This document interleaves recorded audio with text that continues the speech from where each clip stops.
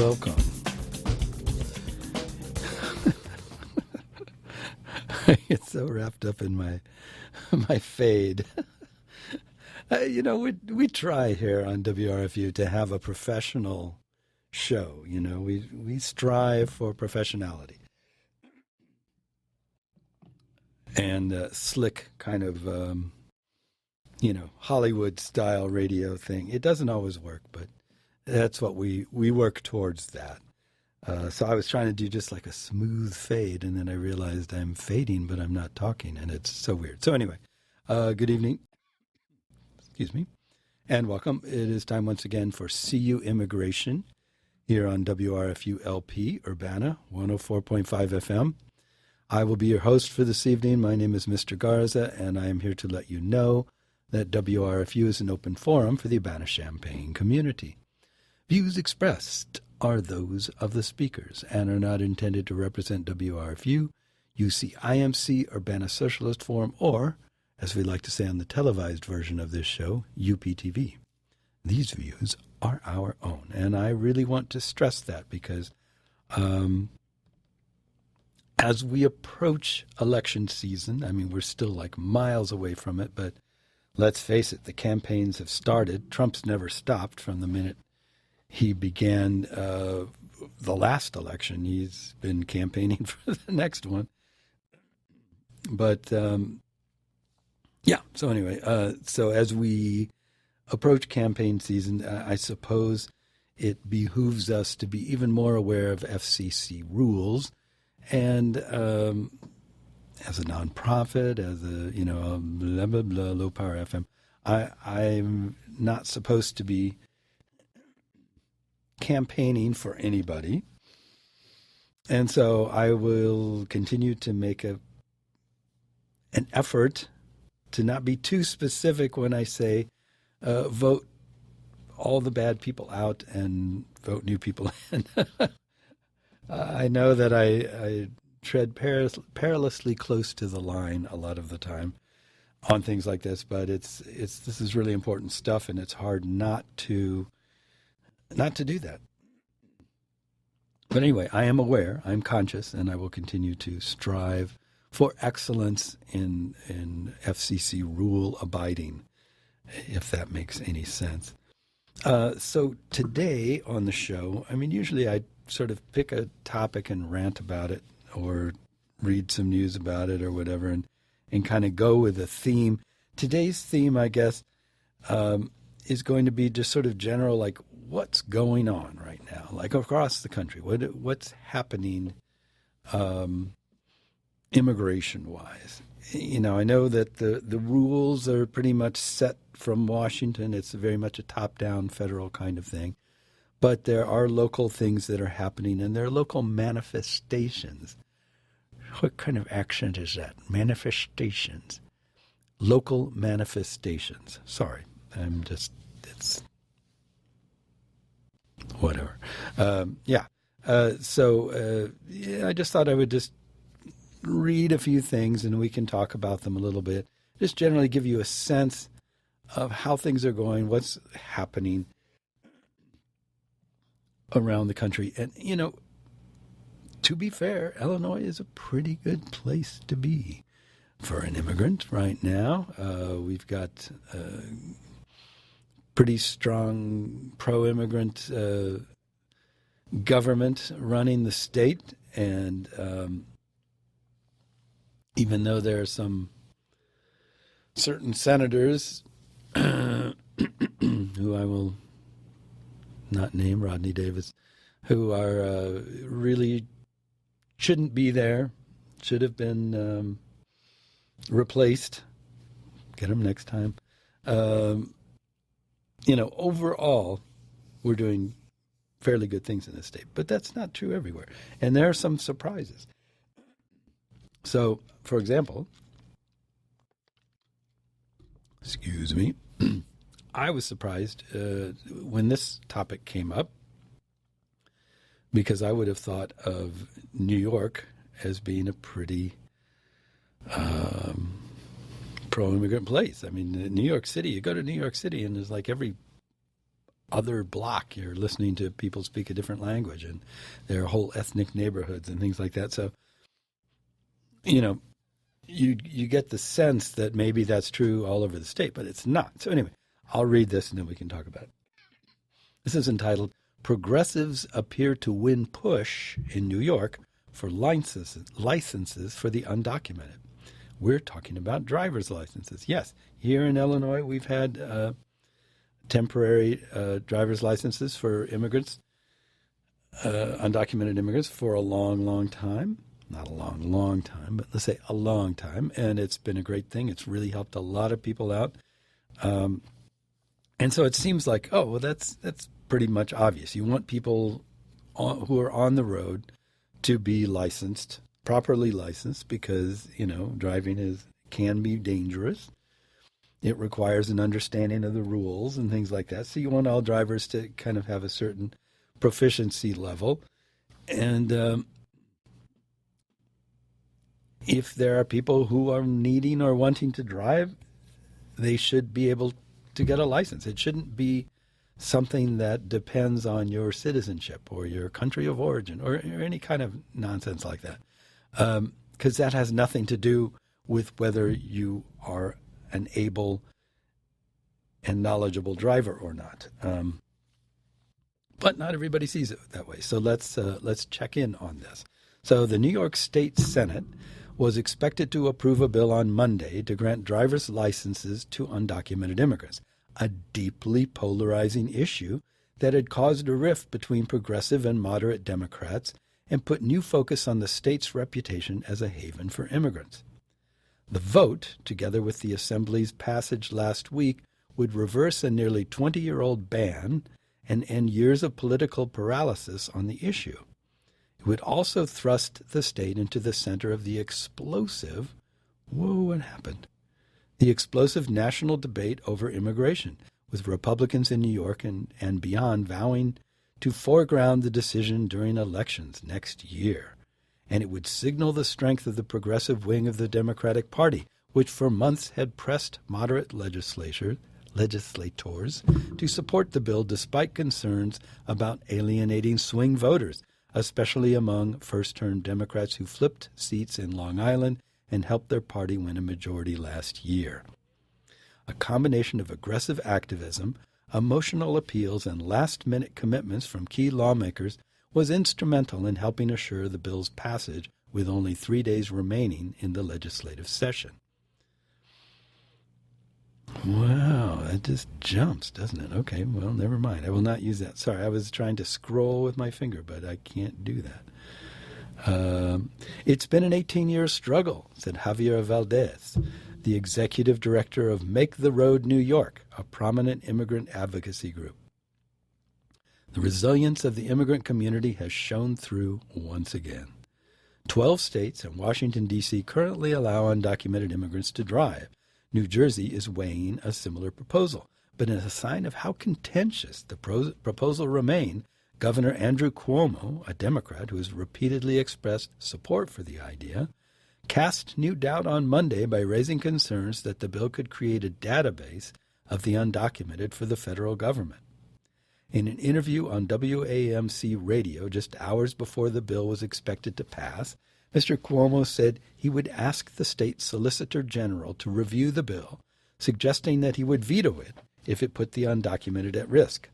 Activists accused Mr. Cuomo of manufacturing an excuse, suggesting that his previous support had been empty. Mr. Cuomo also warned of political ramifications. The bill is basically seen as a pro-immigrant bill, he said, so there's no doubt that there's a political downside. That frustrates me. Indeed, even before the so-called green light bill came to a vote, opponents were promising a political price. Wow. Senator John J. Flanagan, the leader of the Senate Republican minority, issued a statement before the vote denouncing the extreme socialist wing of the Democrat Party for abandoning hardworking, law-abiding, middle-class New Yorkers. Wow, that's just... Sorry, I can't help an editorial aside. You see how people try to whip other people into a state of frothiness, if I can put it that way, over the most ridiculous thing. Like, this is about driving. This is about whether or not people who have the ability to drive should be able to drive legally. It's not a socialist wing of the Democrat Party. That's just absurd. That's absurd on its face. Anyway, back to this story. It's just, And how is it abandoning hardworking, law-abiding, middle-class New Yorkers? By letting people drive? By licensing drivers? That doesn't make any sense. Anyway, Andrea Stewart Cousins, the leader of the Senate Democratic majority, seemed cognizant of the political dangers. In a statement, she emphasized the public safety and fiscal implications of the bill rather than the social justice ones.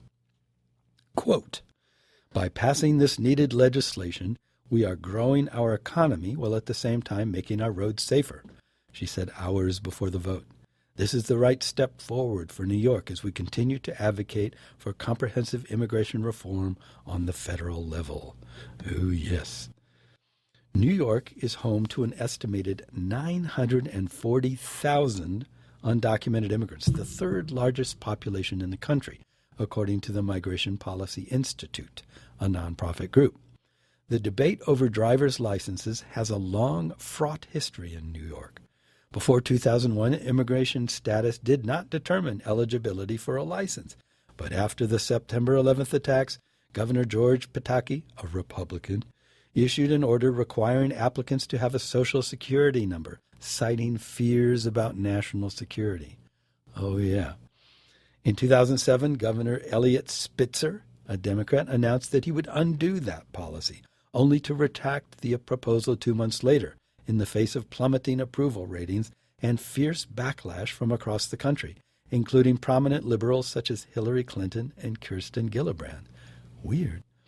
The bill's expected passage on Monday followed weeks of intense negotiations in the Senate.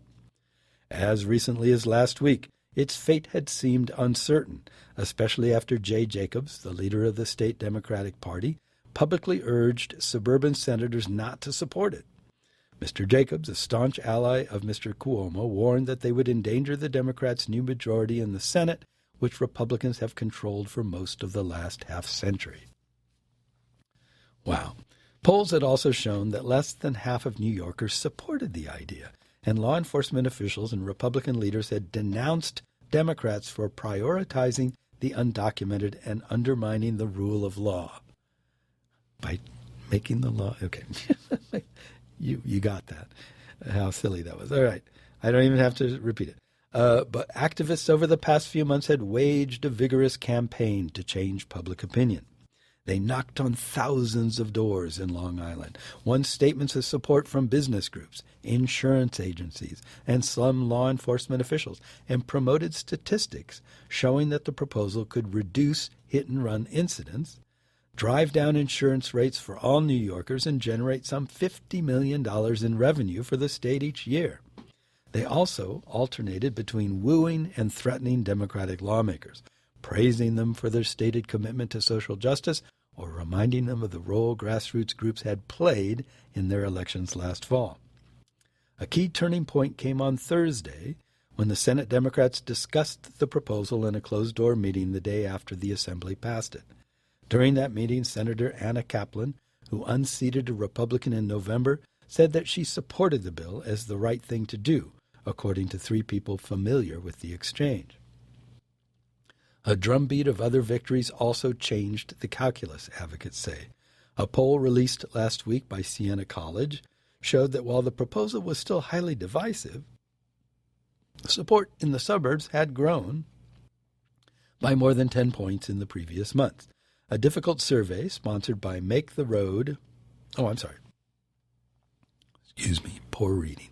A different survey sponsored by Make the Road and conducted by a liberal polling group found that 55% of New Yorkers supported the idea.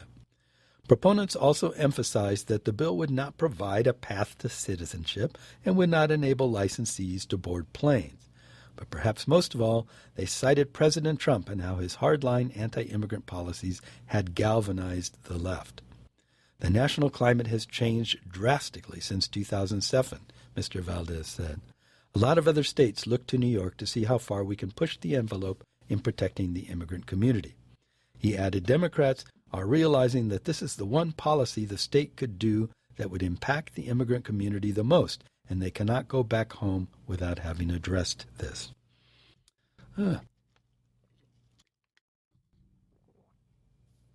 Mizu des. So, I mean, we've had that for a while here. That was something that the Immigration Forum lobbied very hard for in the early days when that bill was coming up here in Illinois, and we were very proud to see it passed. It just makes sense. It's ludicrous that people are trying to whip this into some kind of, I don't know, something other than what it is. All it is saying all these people that are here, regardless of why they're here, or whether they are supposed to be here, out of all those people, some of them are able to drive. Many of them are already driving. And we should just bring them into the fold of people who are properly trained and licensed to drive a vehicle. That's all this is about. This is like, anything else. You want safe drivers on the road. You want everybody to participate in all the things that make driving safer. I mean, for example, I can remember back, this is how old I am, to when they were talking about mandatory insurance.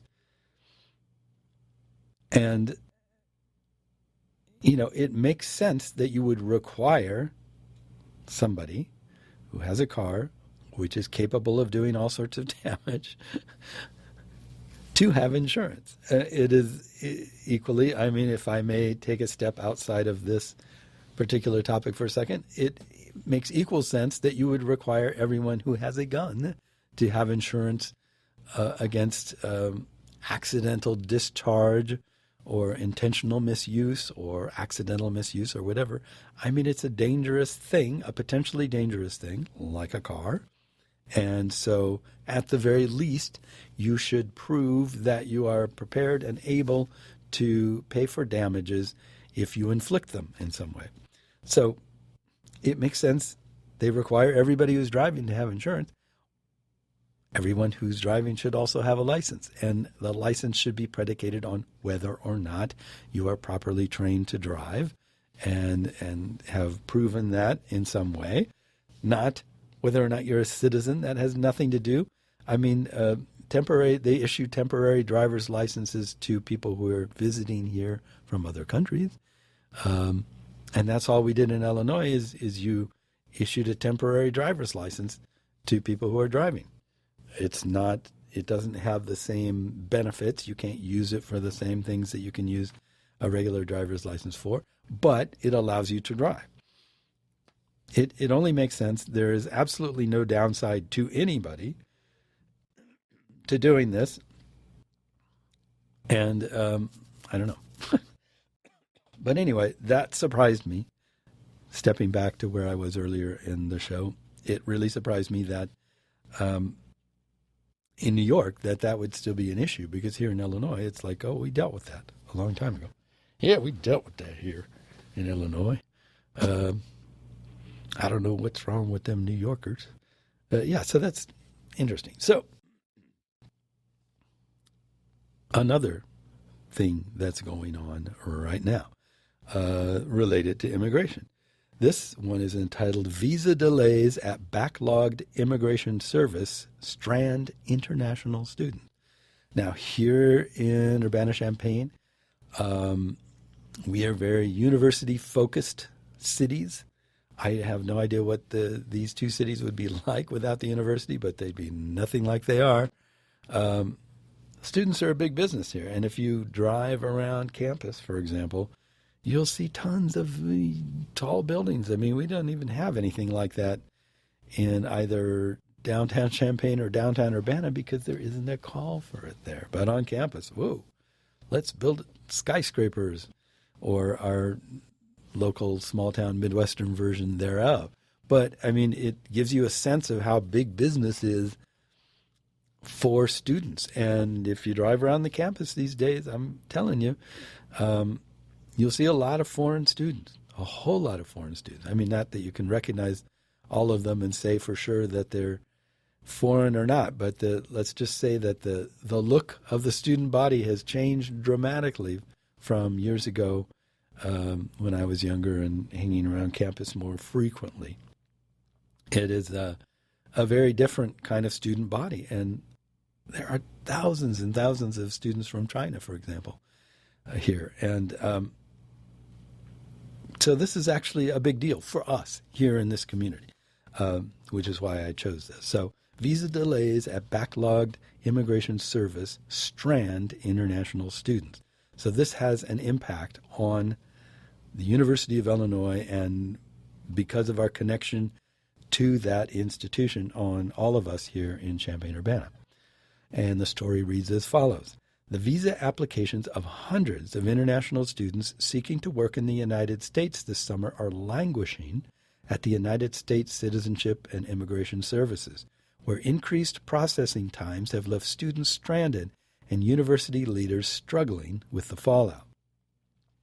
Students have written petitions and panicked letters to leaders of some of the top universities in the country as their internship start dates have come and gone with no word from the federal government. Recent graduates of the Columbia University Graduate School of Journalism are pushing back start dates for internships and relying on their parents for day-to-day expenses. Students at Princeton have had job offers rescinded and have been forced to return home for the summer. At Dartmouth College, students reported losing money they spent for housing and flights to live and work in other states. At Yale, students scrambled to enroll in a newly created course that would allow the university to approve their summer employment. Quote, "Every morning I wake up with anxiety, wondering what I'm going to do today when I'm supposed to be working," said Yaling Jiang, 26, a student from China and recent graduate of Columbia's journalism school, who was supposed to start an internship last Monday at a trade publication run by the Financial Times. Such a delay, college leaders suggest, reflects increasing hurdles international students have faced studying and working in the country under the Trump administration. Last year, the administration sought to crack down on students who overstayed their visas, a policy that is under a court injunction. And as trade tensions escalate with Washington, Beijing warned Chinese students this month of visa restrictions and delays in the United States. Ms. Zhang is among those awaiting work authorization under a program called Optional Practical Training, which allows international students legally attending school to work for up to a year in a field related to their studies. They can apply for the authorization only 90 days before they are scheduled to start a job or complete their degree. In prior years, that was not a problem. The maximum wait time was 90 days. Those university leaders said that it was rare that it exceeded 60. This year, Citizenship and Immigration Services is projecting a lag of up to 5 months, which an agency official said was a result of a surge in employment authorization requests that had created a small backlog. The agency said in a statement that it had implemented a plan to address this and return to standard processing times soon. Princeton's president, Christopher L. Eisgruber, led a group of New Jersey college leaders who sent a letter to state lawmakers last month citing the Citizenship and Immigration Service delay as one of several instances of a disturbing increase in the number and length of impediments put in the path of our international students, faculty, and staff. The letter cited studies that found that the overall number of foreign students enrolling in American institutions had declined, and that over the last 2 fiscal years, processing times for foreign visas had increased 46%. Editorial aside, think next time you're driving around the campus area, look at all those great big apartment buildings and think about what this means to those institutions, those businesses that are building those buildings and trying to fill those with students, because a lot of those have been filled and are intended to be filled by foreign students who are now either not coming here or having big problems coming here because of current administration policies. End of editorial aside. Uh-huh. All right. Some of our schools have experienced decreases in foreign student enrollment, and all of our schools have encountered an increasingly log-jammed immigration system that is impacting our ability to recruit, retain, and bring to our campuses foreign talent, the presidents wrote. The backlog has made it nearly impossible for students who applied in February or March, the earliest they could do so, to begin summer jobs on time, if at all. When you start off as an intern, you want to be able to put your best foot forward, said Javika Verma, 23, a recent Columbia graduate from India who submitted her application on March 4th, but is still awaiting authorization to begin her internship at WNYC. You want to start early and stay late, but I can't start at all. A spokesman at Columbia, Scott N. Schell, said the university was focused on preserving access to the practical training programs and ensuring that students are well informed about how to navigate this increasingly complex landscape. University officials and students at several colleges say the delayed approvals have thrown some students into crisis. At Princeton, about 24 international students wrote a letter to the university's president and head of its international center asking for the school to help students with financial hardships. Some students are expected to help their families financially using proceeds from their internship, the students wrote. There are also students who have paid for rent and flights using loans that they hoped to cover with their internship earnings, as well as others who have no place to sleep since their housing arrangements were guaranteed by their work benefits. Yang Song, a rising senior at Princeton who helped write the letter, received his visa about a week ago after applying in February. That was not in time for his May 28 start date at a New York hedge fund. Mr. Song, 21, a computer science major from Australia, is one of 10 Princeton students, one out of roughly 90 who applied, to receive a work permit for the summer. He has watched friends lose positions at high-profile companies because they could not meet training and orientation requirements. His company created a special onboarding process for him, and he started last week. I was one of the fortunate ones, he said. Mr. Song said international students were urging Princeton to follow the lead of other institutions in finding a solution that would prevent international students from facing the same predicament in the future. Yale sprang into action days after receiving a petition from more than 150 students, according to the student newspaper, the Yale Daily News, announcing a course in the fall that will allow the university, rather than the federal government, to approve off-campus employment for international students over the summer. Ben Chang, a spokesman for Princeton, said the university was very concerned about the obstacles and delays international students continue to face and are aware of the very real tangible impact and financial strain that this situation is having on them.